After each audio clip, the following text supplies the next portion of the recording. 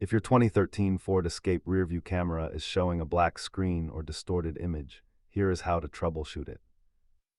Studies show that a large majority of these camera issues stem from simple wiring harness fatigue in the liftgate. Let us break down the diagnostic process to find your fault.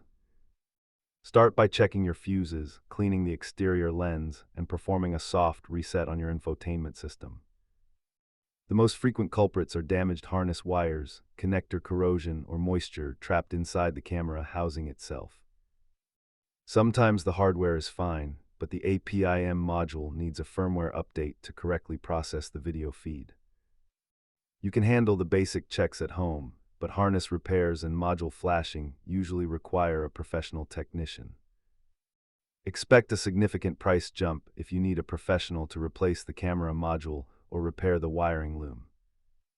For advanced testing, use a multimeter to check for continuity in the liftgate hinge and verify power at the camera. Keep a trim removal set, a multimeter, and contact cleaner in your toolkit to manage these electrical gremlins. Remember that troubleshooting electrical faults is mostly about patience and methodical testing rather than just throwing parts at the car. Double-check all connections before replacing the camera and subscribe for more Ford maintenance tips.